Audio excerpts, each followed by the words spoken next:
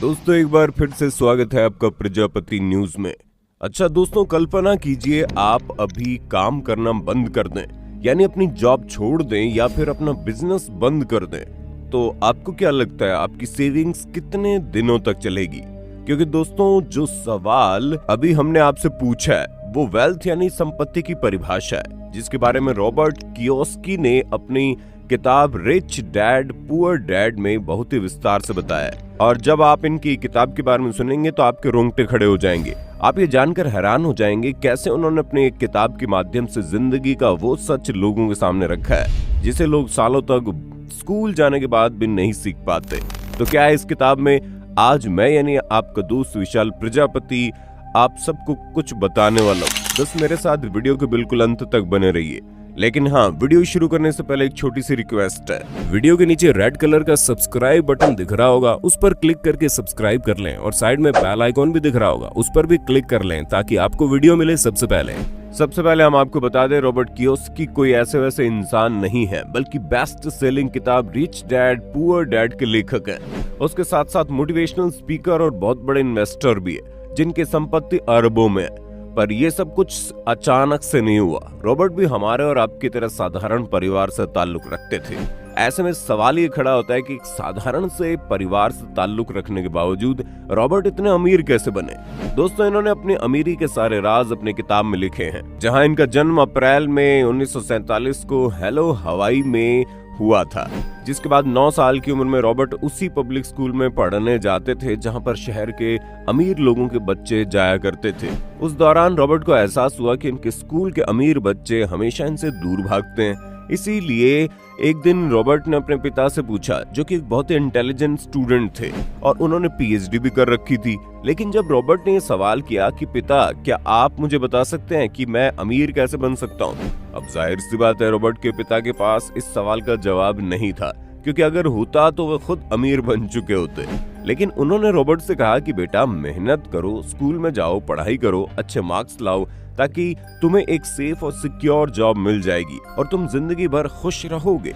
ये एडवाइस देने वाले रॉबर्ट के खुद के पिता थे, जिन्हें रॉबर्ट पुअर डैड कहकर बुलाते थे। हालांकि जब रॉबर्ट बच्चे थे तो उनका एक दोस्त था जिसका नाम माइक था, और माइक के फादर को ही रॉबर्ट ने अपनी किताब के रिच डैड के बारे में बताया, क्योंकि उन्होंने रॉबर्ट और अपने बेटे माइक को फाइनेंशियल एजुकेशन दी थी और ये बताया था कि एक इंसान कैसे अमीर बन सकता है। अब यहाँ सवाल ये खड़ा होता है कि रिच डैड ने अमीर बनने के बारे में क्या कहा था? तो दोस्तों, रिच डैड ने सबसे पहली एडवाइस तो ये दी थी कि इंसान को अपनी लायबिलिटीज और अपने एसेट्स के बारे में पता होना चाहिए, क्योंकि वो जो अमीर लोग हैं वो हमेशा एसेट्स खरीदते हैं और जो गरीब लोग हैं वो लायबिलिटीज खरीदते हैं, लेकिन उन्हें लगता है कि उन्होंने अपना एसेट्स खरीदा है। असल में दोस्तों, एसेट्स का मतलब होता है ऐसी चीज जिसके ऊपर आप अपने पैसे खर्च करें, लेकिन आने वाले समय में वो आपको और भी ज्यादा पैसे कमा कर देगी या फिर किसी न किसी तरह से आपका फायदा करेगी और कोई नुकसान उससे नहीं होगा। जैसे कि गहने खरीदना, प्रॉपर्टी खरीदना, या फिर आप एक सॉफ्टवेयर डेवलपर है तो एक अच्छा लैपटॉप खरीद रहे हो तो भी वो आपका एसेट्स होगा।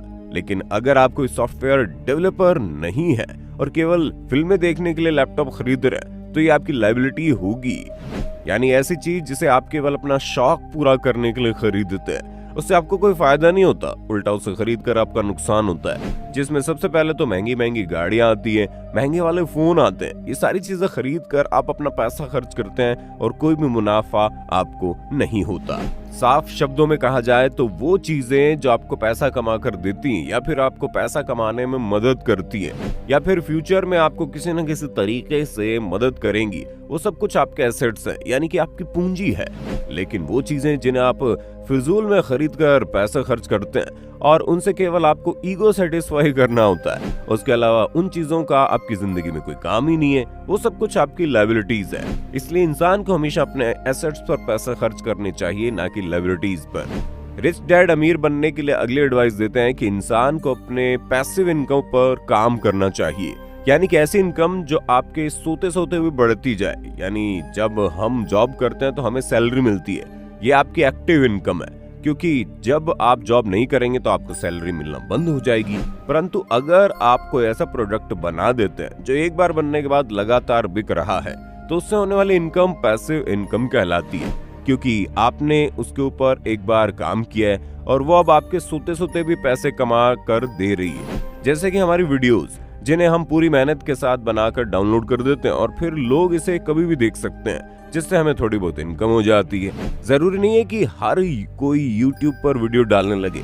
अगर आप चाहें तो अच्छी किताब लिख सकते हैं, अच्छी फिल्म बना सकते हैं, स्टॉक्स या फिर म्यूचुअल फंड में इन्वेस्टमेंट कर सकते हैं, या फिर अपना कोई बिजनेस खड़ा कर सकते हैं जो आपके ना होने के बावजूद भी लोगों को सर्विस देता रहे। क्योंकि जब तक आप अपने लिए कोई ऐसी चीज नहीं तैयार कर लेते हैं जो आपको लाइफ टाइम पैसे देती रहे और आप काम भी ना कर रहे हो तब भी आपको उससे इनकम हो, तब तक आप अमीर नहीं बन सकते। अमीर बनना और अच्छी सैलरी लेकर एक नॉर्मल जिंदगी जीना दो अलग अलग बातें हैं।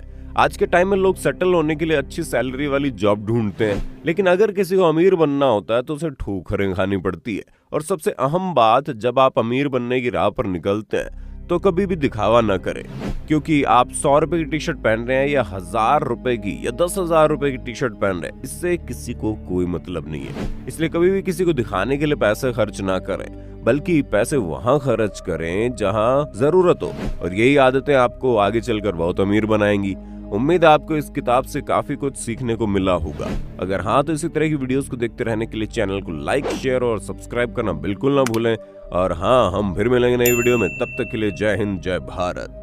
दोस्तों, आपकी स्क्रीन पे 2 और वीडियोस दिख रही हैं, जिसे देखने के लिए आप इस स्क्रीन पर क्लिक करें।